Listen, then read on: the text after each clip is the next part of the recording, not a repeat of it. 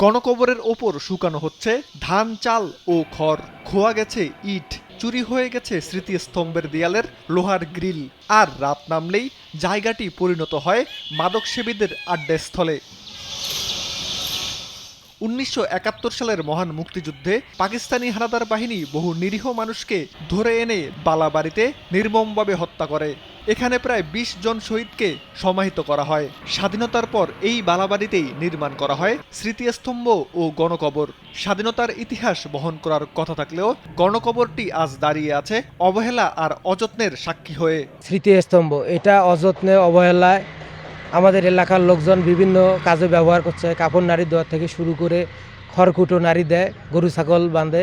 এখানে একটা শহীদ মুক্তিযোদ্ধা স্তম্ভ, এই জিনিসটাকে পাক পবিত্রভাবে রাখার কথা, সেটা প্রশাসনের কারণে হয় না। এখানে মুক্তিযোদ্ধারা দেশ স্বাধীন করছে, একে মাটি দেওয়া হয়েছে। এখানে অপরিষ্কার, কেউ গোবর নাড়ি দেয়, নোংরা পরিবেশে থাকে। ভিগো ওয়্যার গার্ড প্রয়োজন মতো বাঁকানো যায়, অধিক চাপেও ভাঙে না। ভিগো। ভবিষ্যৎ প্রজন্মকে মুক্তিযুদ্ধের রক্তাক্ত ইতিহাস জানাতে স্মৃতিস্তম্ভটিকে সংস্কার ও সংরক্ষণের দাবি মুক্তিযোদ্ধার। অনেক লোকজনকে নিয়ে এসে এখানে মারছিল পাকসানারা, যাকে যেখানে পাচ্ছে যে অবস্থায়। সেই উপলক্ষে এখানে একটা স্মৃতিস্তম্ভ তৈরি করেছে সরকার।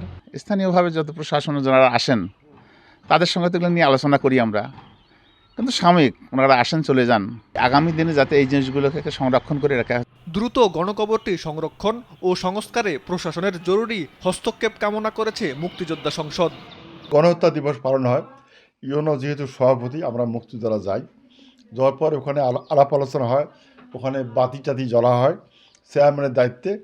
ওই মুহূর্তে হয়তো আমরা কথা বলি যে আমাদের এই গণপূর্ত বিভাগ থেকে এটা আবার নতুন করে সংস্কার করা হোক এবং এখানে নাইট গার্ড দেওয়া হোক।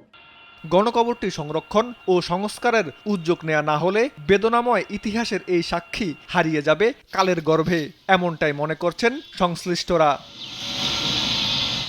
সীমান্ত বর্ধন, নিউজ ডেস্ক, দেশ টিভি।